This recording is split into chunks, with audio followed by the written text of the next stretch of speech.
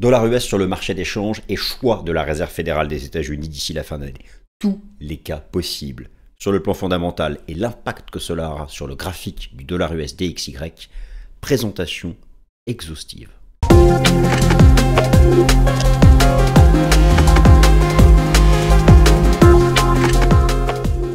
Avertissement légal.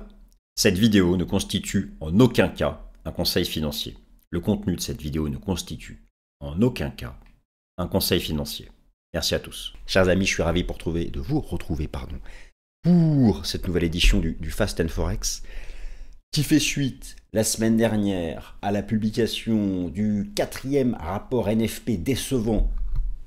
Baisse du taux d'intérêt des fonds fédéraux quasi certaine, pour ne pas dire certaines, sauf fait exceptionnel cette semaine. Attention, cette semaine, je vous rappelle, vous avez l'inflation US selon le PPI et le CPI.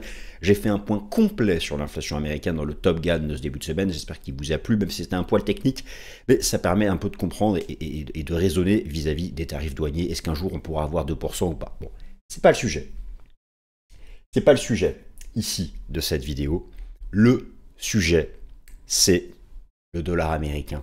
Tous les cas possibles pour le dollar américain face à un panier de devises, en fonction du choix que fera la Fed. Et c'est pas simplement baisser les taux, pas baisser les taux. J'ai voulu vous proposer une présentation, alors ça peut paraître un peu arrogant, en tout cas présomptueux plutôt, présentation que j'estime être exhaustive. Alors, j'ai listé 5 cas possibles pour la Réserve fédérale des États-Unis, avec donc des nuances, puisqu'on peut baisser les taux pour différentes façons, et puis il y a un différent degré aussi, il y a des degrés d'action monétaire. Et l'impact que cela aura sur le dollar américain en termes de tendance, mais je serai précis puisqu'on ira voir le graphique, et donc je vous dirai, voilà, si la Fed fait ce choix-là, concrètement on peut aller à ce niveau-là sur le DXY. Et je vous rappelle que le DXY, qui est le code du dollar américain face à un panier de devises, impacte toutes les paires majeures en dollars. Typiquement, il faudra raisonner à l'envers vis-à-vis de l'USDCHF ou de l'euro-dollar. Bon, donc ce sera la première partie de cette vidéo. J'ai fait ça sous la forme d'un tableau que nous allons lire ensemble. Et ensuite, au même moment, on regarde sur le graphique ce que ça peut donner. Deuxième partie, je vous dirai mon choix. C'est bien marrant de lister les choix possibles. On liste les choix possibles, on a toujours raison. Non, mais moi ici, vous connaissez le principe, ces vidéos ne sont pas faites pour savoir qui a raison, qui n'a pas raison. Mais j'aime me mouiller quand même. Ça, je ne m'en suis jamais caché. Donc, après avoir listé les cas possibles, je vais vous donner mon choix favori. Et puis voilà, en fin d'année, vous pourrez dire, le choix favori de Vincent était le bon, son choix favori, comme d'habitude, n'était pas le bon, et c'est comme ça. Bon. Troisième partie, quel choix semble choisir, parmi les 5 que je vais lister, quel choix semble choisir les traders institutionnels? On va regarder leur positionnement sur les ETF, sur les contrats futurs et les contrats d'options. Quel choix semble-t-il choisir en fonction de leur positionnement sur le dollar? Quatrième partie, l'analyse technique. Oui, l'analyse technique donne des seuils. L'analyse technique, selon certains seuils, permettra de dire, ok, c'est ce choix-là qui va s'appliquer, fait des dollars US. Donc on fait un gros point technique. Là, je suis vraiment allé loin dans l'analyse technique du dollar US. Pour savoir identifier tous les seuils, j'ai bien étudié les 2 renversements haussiers qu'il y avait eu en 2018 et 2021. Il y a tellement de points communs, ça fera un jour pareil, peut-être en 2026. En tout cas, un gros point technique. Et enfin, 5e partie, il ne faut pas oublier, enfin 5e partie, ce sera une conclusion, sur le fait que, ok, le choix que fera la Fed aura bien sûr un impact tendanciel sur le dollar, mais cette année nous a montré que la tendance du dollar va bien au-delà de la simple divergence des politiques monétaires et de la simple politique monétaire de la Fed, et qu'il y a un gros, pour pas dire énorme sujet depuis le One Big Beautiful Bill sur la dette publique américaine, le déficit budgétaire, l'endettement public. Et naturellement, cette situation fait que cela peut maintenir, quand bien même le choix de la Fed, une relative pression sur le dollar US. Donc, il faudra en dire un mot. C'est parti, nouvelle édition américain sur le marché d'échange, le fameux DXY, et choix que fera la Réserve fédérale des États-Unis, tous les cas possibles et l'impact que cela aura sur le dollar US. C'est la clé du marché d'échange. En même temps, ça nous permet de reprendre un peu la réflexion sur la Fed. Et puis surtout de voir la correspondance sur le graphique. Parce que bon, toujours dire, oui, voilà, si la Fed fait ce choix, si la Fed baisse les taux pour telle raison, alors il y a baisse de taux et baisse de taux, il y a amplitude, il y a rythme à venir, c'est-à-dire que la baisse de taux d'intérêt simple, 0,25 points de base, enfin 25 points de base, 0,25%, ou encore le jumbo Fed cut. Et puis derrière le rythme, est-ce que d'autres baisses de taux suivent ou pas? Donc il y a beaucoup de choses qui jouent. Et nous pouvons nous contenter de dire impact haussier, impact baissier. C'est pas très utile en termes d'apport. Ce qui me paraît utile, c'est de faire ce premier travail, mais surtout de voir sur le graphique, du coup, quelle zone de prix le dollar américain est susceptible d'aller visiter en fonction de ce choix. Donc le plan, je vous l'ai donné à l'instant dans l'introduction. Je vous remontre ici les différentes parties. D'abord, il y aura ce fameux tableau qu'on va reprendre ensemble. Je me mouille, je vous donne mon choix. On regarde ce que pensent implicitement les traders institutionnels. Qu'est-ce que techniquement la T semble nous dire? Et une petite conclusion sur la dette américaine. Mais tout d'abord, donc, nous faisons suite à une semaine qui a vu la publication d'un 4e rapport NFP, rapport sur le marché du travail US, un 4e rapport consécutif mauvais. Oui, il est mauvais. Mauvais pourquoi? Parce que l'économie américaine ne crée plus assez d'emplois. L'économie américaine ne crée plus assez d'emplois pour absorber les nouvelles arrivées dans la population active, avec 4 mois consécutifs, moins de 100 000 nettes créations d'emplois, et donc un taux de chômage qui augmente. Ce rapport NFP, naturellement, va permettre déjà d'y voir plus clair sur les 5 choix, ici, les 5 choix que j'ai listés, que j'ai affinés et décrits avec l'impact sur le dollar. Naturellement, que ce rapport NFP va permettre un peu de faire passer le curseur sur l'un ou l'autre. Mais nous ne sommes qu'au début du mois de septembre, beaucoup de chiffres arrivent, beaucoup de confirmations sont nécessaires, et l'économie américaine n'est pas en récession. Donc, j'insiste, oui, le taux de chômage augmente. Effectivement, il est passé de 4% de la population active à 4,3% de la population active. Oui, le taux de chômage U6 augmente.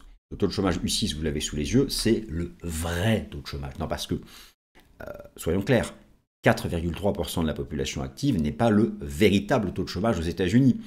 Il faut bien sûr ajouter toutes les personnes qui ont cessé de chercher un travail parce qu'elles ont perdu l'espoir ou qu'elles n'ont plus envie. Et encore, et vous ajoutez à ça le travail complètement précaire. D'accord? Et ce vrai taux de chômage est officiellement à 8,10% de la population active. C'est un chiffre officiel. Et bien sûr que les économistes spécialistes du marché du travail américain nous disent qu'en réalité, la vraie réalité, donc le vrai taux de chômage, pourrait être même plutôt de 15 à 16% aux États-Unis. Ça, c'est un autre sujet. Mais officiellement parlant, ce taux de chômage-là, le U6, est reconnu officiellement. Il est quand même à 8,10% de la population active. La tendance n'est pas bonne. 4 mois consécutifs. Mai, juin, juillet, août. Mai, 19 000. Juin, moins 13 000. Juillet, 79 000. Août, 22 000. 4 mois consécutifs. 4, pardon, je fais 4. 4. Ah, les doigts sont bloqués, voilà, 4. Ah, c'est... À force d'être sur la souris, là, ça... Bref, et le clavier, bon. 4 mois consécutifs où l'économie américaine n'absorbe plus les nouvelles arrivées dans la population active. Conséquence logique, vous avez sous les yeux un graphique qui vous montre le nombre de chômeurs aux États-Unis en millions de personnes, et donc nous atteignons 7 384 000 chômeurs. La pente n'est pas bonne, au plus haut depuis le milieu de l'année 2021. Forcément, tout ceci a un impact majeur, et donc depuis la semaine dernière, une baisse, la première baisse de l'année. Je vous rappelle que la Fed n'a pas touché au taux d'intérêt des fonds fédéraux depuis le mois de décembre 2024, suite à ce rapport NFP. Vous avez cette semaine, rappelez-vous les chiffres de l'inflation. Suite à ce rapport NFP, il est certain, quasi certain, sauf fait exceptionnel cette semaine, que la Fed reprendra le 17 septembre prochain la baisse du taux d'intérêt des fonds fédéraux. Sauf quoi? Alors, j'en parlerai dans le Top Gun la semaine prochaine, mais n'oubliez pas, la décision sur les taux se prend à la majorité. Le FOMC, cet organe qui décide de la politique monétaire de la Fed, il y a 12 personnes, il faut 7 voix. S'il n'y a pas de baisse de taux la semaine prochaine, c'est qu'il n'y a pas 7 voix pour une baisse de taux. Et là, si ce n'est pas le cas, ça va franchement coincer. Si le marché action doit s'effondrer ce mois-ci, c'est une Fed qui ne baisse pas les taux le 17. Et dans ces cas-là, c'est on n'a pas pu avoir plus de 6 personnes qui ont voté pour. Normalement, ça ne devrait pas être le cas, mais sait-on jamais. Powell a son petit caractère. Dans tous les cas, nous en sommes donc ici. Alors, première partie, nous, ce qui nous intéresse ici, c'est le sujet du dollar américain face à un panier de devises. Ce dollar américain face à un panier de devises, vous avez sous les yeux la représentation graphique du dollar US DXY avec les bougies japonaises en données hebdomadaires. Le passé va nous apprendre beaucoup de choses et c'est ce qu'on va voir plus tard sur le plan technique. Où il y a eu une phase de baisse ici en 2017, première année du mandat de Trump, une structure de renversement haussier, validation pump, une phase de baisse ici pendant le Covid, une structure de renversement haussier, des divergences, validation pump, une phase de baisse ici, première année du premier mandat de Trump, et là, pour l'instant, juste un flat. Quelques éléments de bullish, mais pas de structure, pas de validation, rien. Le dollar est dans cette zone. Il fera un choix entre rester dans cette zone, valider comme ici et pumper en 2026, ou aller chercher, regardez, la vraie zone de renversement haussier, c'est là. Aller la chercher avant de se retourner, donc K1, le signal, boum, K2, le range, K3, on va dans la zone, on fait la même pattern, on se renverse. Il choisira cette direction selon la Fed, entre autres. Bon. Donc, chers amis, j'ai le plaisir de vous présenter les conséquences, les résultats, pardon, de ma réflexion. Oui, j'aime me torturer l'esprit, j'aime penser. À un moment ou à un autre, si on ne pense pas face au marché, un minimum, on reste dans le 50-50. Dans le 50-50, bon, autant vous dire, ça ne sert à rien d'y passer 30 ans, un lancer de pièces, la machine à sous, bon, ok, vous avez compris. Donc l'idée, c'est que cette réflexion puisse nous permettre d'avoir une probabilité de succès dans notre anticipation du dollar. Je me permets de dire notre, parce que nous sommes ici ensemble. 5 cas me semblent possibles. L'absence de pivot. La Fed ne touche à rien. Ni le 17 septembre, ni le 29 octobre, ni le 10 décembre. Me direz-vous, Vincent, mais arrête, c'est impossible maintenant. Attention les amis, ce scénario agressif de l'absence de pivot pourrait être déclenché par de fortes, d'extrêmes dissensions au sein du FOMC, le comité de politique monétaire de la Fed, les 12 personnes qui votent. Imaginez un peu que seulement 6 votent pour une baisse de taux mercredi 17 septembre. Alors là, autant vous dire que le résultat, l'impact, le choc sur les marchés sera important. La conséquence immédiate d'un tel choix serait une forte hausse du dollar américain.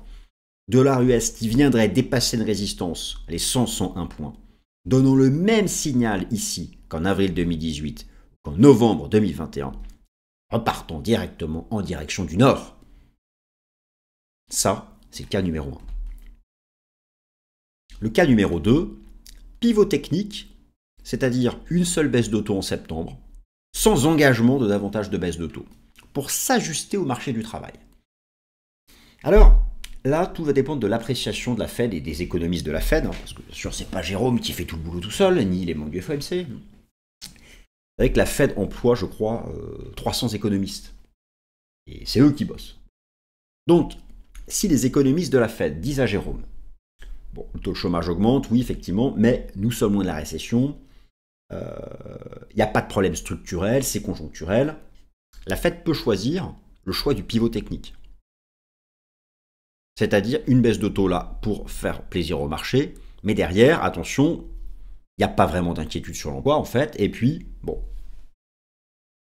l'inflation trop haute. Dans ce cas de figure-là, j'estime que le dollar resterait enfermé dans cette zone encore un certain temps, dans une phase de latéralisation, un peu comme il proposa ici, ou surtout là, qui durera de août 2020 à novembre 2021. Une longue phase de range et d'incertitude. Ça, c'est le pivot technique. C'est le cas de figure numéro 2 pour le dollar américain et la Fed. Cas de figure numéro 3. Je liste tout, après on parle, on voit qu'est-ce qui est le plus probable, je vous dis ce que je pense, etc. Cas numéro 3, donc le pivot réel 10-100. Donc le pivot réel 10-1, rappelez-vous, je vous ai fait ce tableau pour l'or et pour le marché action. Le pivot réel 10-1, c'est une baisse de taux en septembre, c'est une baisse de taux en octobre, probablement en décembre, parce que finalement on se rend compte que les tarifs douaniers n'ont quasiment pas d'impact sur l'inflation. Et que somme toute, le taux de chômage est à 4,3, mais je vous rappelle que le seuil d'alerte de la Fed est à 4,4 et que peut-être que le prochain rapport NFP, ça va retomber à 4,2. Mais il y a vraiment de bonnes nouvelles sur l'inflation, vraiment belle surprise. Les entreprises jouent le jeu, elles impactent leurs marges, elles préservent le consommateur. Ça, c'est un monde merveilleux, peut-être de bisounours, mais c'est un cas possible. Dans ce cas de figure, l'impact me semblerait baissier, neutre à légèrement baissier sur le dollar américain. Baissier pourquoi? Parce que bien sûr les taux d'intérêt vont baisser. Baissier limité pourquoi? Parce qu'au fond, l'économie américaine garde le cap, la probabilité d'une récession est faible, et finalement, beaucoup de capitaux ayant fui le dollar s'inquiétant de l'impact sur l'économie américaine pourraient revenir sur le dollar. Je pense que malgré tout, dans un premier temps, la série de baisses de taux de la Fed impacterait le dollar, qui pourrait aller chercher cette zone-là. Regardez, ce fut la magnifique zone et la ligne de coût de cette structure de renversement haussier, à l'époque ici, validée en novembre 2021. Et donc peut-être faire un dernier plus bas avant de repartir. Cas de figure numéro 4, pivot réel, mais pour une raison dite malsaine.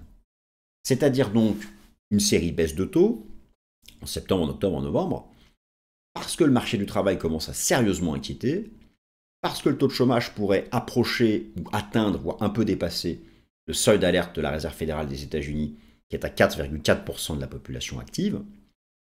Mais pivot malsain, pivot à contre-cœur, car à la base, la mission principale de la Réserve fédérale, c'est l'inflation. Mais là, pas le choix parce que vraiment, 7 500 000 chômeurs, bientôt 8 millions de chômeurs, c'est pas possible. Là, il faut agir. Il faut donner de l'air aux entreprises, aux small et mid cap. Il faut leur permettre d'avoir des conditions de financement plus faibles pour maintenir l'emploi. Conditions de crédit moins chères pour maintenir l'emploi. C'est important. C'est une des missions de la Fed. Dans ce cas-là, oui, le dollar serait sous pression.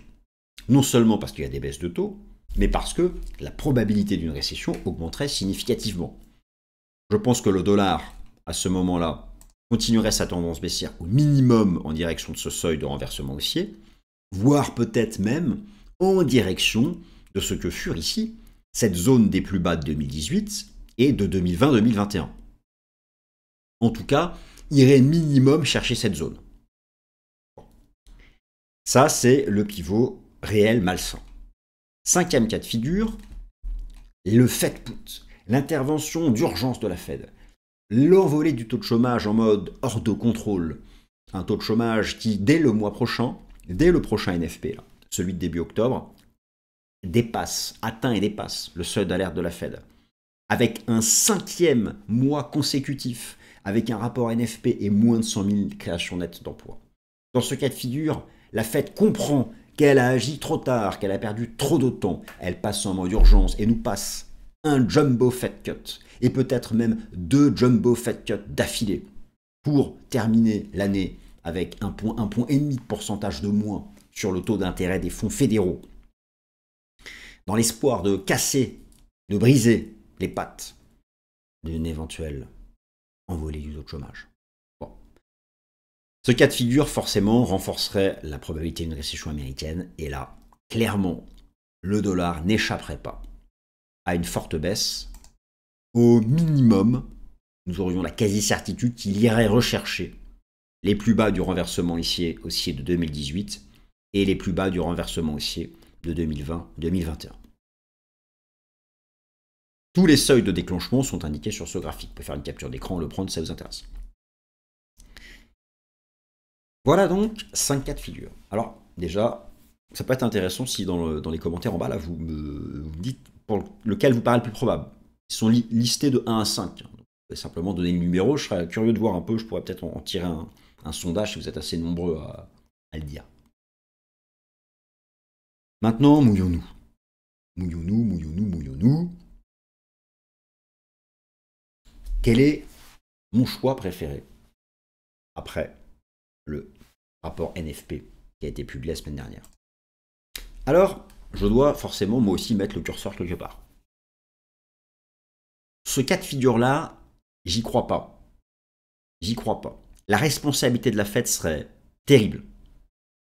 L'impact, le choc sur les marchés financiers serait terrible. Elle serait en dehors de sa mission. J'y crois pas. Mais sait-on jamais, les personnalités des membres du FOMC, sait-on jamais. Pivot réel sain, soyons honnêtes. Et je vous renvoie vers le Top Gun que je vous ai fait lundi. Il faudra minimum 4 mois pour avoir une normalisation de l'inflation. Vous reprenez, je vous ai présenté toutes les durées de normalisation dans le Top Gun de lundi. Là, même si je fais partie des optimistes, faut pas déconner non plus, il faudra beaucoup de temps pour absorber les tarifs douaniers. J'estime que le choix doit se faire entre le 2 ou le 4. Le 2 ou le 4. Le 2 ou le 4 dépendra bien sûr de l'appréciation de la Fed, des économistes de la Fed vis-à-vis de la dégradation du marché du travail, et puis aussi de l'inflation. C'est plus facile de baisser davantage les taux de manière plus ou moins saine si l'inflation sous-jacente reste plus proche des 2,5-3 que des 3,5. Donc les prochains chiffres vont compter, bien sûr. Je ne pense pas que le cas 5 soit crédible. Il n'y a pas d'indicateur d'alerte rouge. Il n'y a pas d'indicateur d'alerte rouge lorsque vous interrogez les entreprises. Nous sommes extrêmement loin de cette situation. J'estime donc que le choix doit se faire entre le 2 et le 4. Entre le 2 et le 4. Et il me semble probable que le cas numéro 4 soit celui qui s'applique. Là, vous voyez que je me mouille, parce que je pense que ces tarifs douaniers vont avoir un vrai impact sur les entreprises, et que d'ailleurs, si les entreprises veulent préserver le consommateur le plus possible, tout en égratignement le moins possible leur marge, c'est pas qu'elles vont licencier, c'est qu'elles vont arrêter d'embaucher. Et mécaniquement, vous avez une augmentation du taux de chômage, parce qu'il y a quand même des arrivées dans la population active. Je pense davantage on peut avoir ce scénario-là, qui donc, grosso modo, nous donne au moins 3 baisses de taux d'ici la fin d'année, et qui, je pense, peut ramener le dollar américain au minimum, ici, au contact de ce seuil, ici, d'ici la fin de l'année, des 95 points. C'est quoi mon invalidation? Mon invalidation, je vous l'ai mis ici en orange. Dépasser cette zone, c'est valider ces mêmes renversements aussi. Et là, donc, j'aurais tort. Voilà, je me suis mouillé. Ah, j'ai transpiré. Alors, que pensent les traders institutionnels? Écoutez, c'est simple, au stade actuel, ils ne sont pas à l'achat du dollar américain. Voici les données du tout dernier rapport Commitment of Traders sur le cours de l'euro-dollar. Positionnement institutionnel sur les contrats à terme euro-dollar. La position nette reste bullish. Je vous montre ici le plus gros ETF bullish du dollar américain. Vous voyez ça? C'était le renversement haussier de 2022, ici là. Le renversement haussier de 2022. Regardez l'ampleur des inflows sur ici le plus gros ETF bullish dollar US. Et là, vous n'avez pas d'inflow. Donc, au stade actuel, les institutionnels ne sont pas bullish sur le dollar américain. Ils jouent davantage soit le 2, soit le 4. Soit le K2, soit le K4, que je vous ai donc décrit tout à l'heure. Et si vous voulez, si le dollar doit repasser bullish, il faut dépasser ça, dépasser cette résistance. Voir des inflows importants sur les ETF dollar US et voir un renversement baissier de la courbe ici jaune, qui est la position nette institutionnelle, sur les contrats à terme euro-dollar. Donc je ne peux pas cocher ces 3 cases. Le dollar US, en tendance de fond, reste baissier. Point final. Viendra plus en 2026 ou fin 2025, le moment où ça arrivera, Et là, oui, ben, je prendrais, et je vous dirais, c'est bullish, on peut viser tant. Moi, j'ai pas de souci avec ça. Si un jour on casse cette résistance, je vous dis, on va là. Et tant qu'on est là-dessous, c'est soit le range, soit plus probablement on va chercher ça. Cette zone-là de renversement, c'est vraiment s'il se passe quelque chose d'excessif. C'est vraiment si la Fed vraiment pivote. Hein. Donc là, c'est aussi plus improbable. Mais voyez, donc ce sont un peu tous les cas qui sont possibles et je trouve ça assez passionnant, ma foi.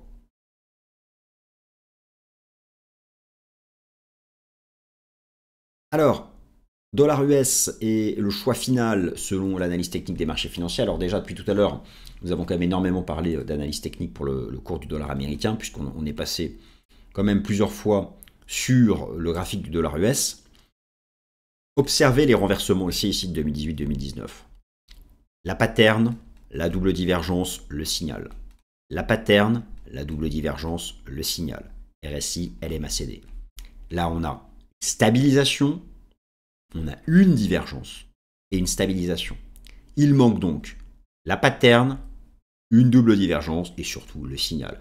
On n'est pas obligé d'avoir une double divergence. On peut avoir une simple divergence, une pattern et un signal. Au stade actuel, il n'y a ni pattern ni signal.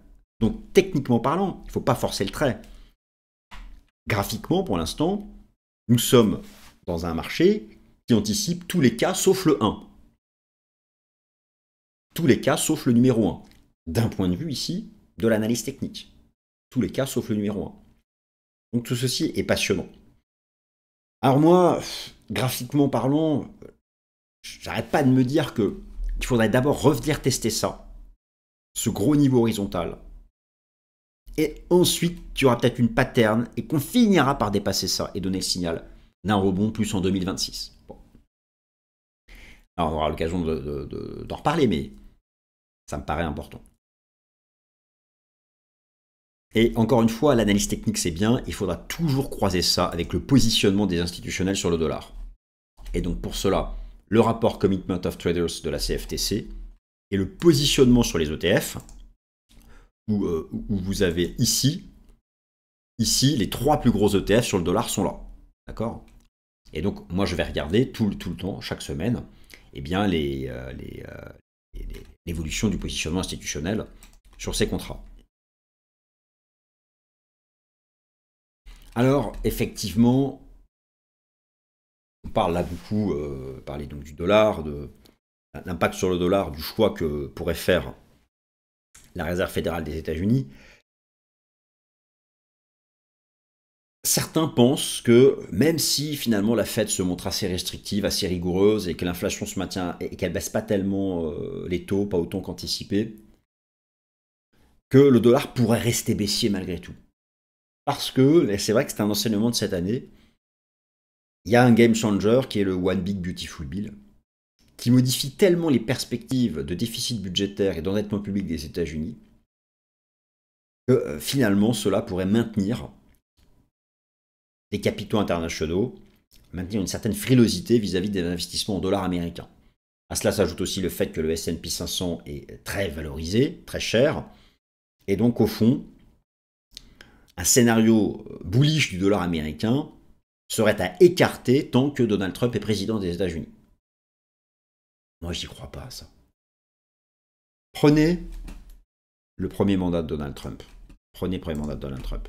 Ici. Première année mandat de Donald Trump. Voilà tout le mandat de Trump, tout le premier mandat de Trump. Regardez-le. Il y a eu des phases bearish, des phases bullish, des phases bearish. Il n'a pas la main sur le change. Il n'a pas la main sur le change. Sa politique, oui. Mais il ne suffit pas de souhaiter que le dollar reste faible pour l'aspect commercial. Tôt ou tard, il y aura un renversement de tendance. Donc, restons factuels. Tenons compte, bien sûr, de cette histoire de dette américaine, qui sera maintenant toujours une pression sur le dollar américain. Mais même si cette dette augmente, techniquement parlant, un rebond du dollar en 2026 peut intervenir, quand bien même la dette publique américaine. Il ne faut pas non plus trop s'enfermer dans un scénario, voilà, la dette américaine, les actifs américains sont foutus. Reste les États-Unis d'Amérique. Merci à toutes et à tous. Merci.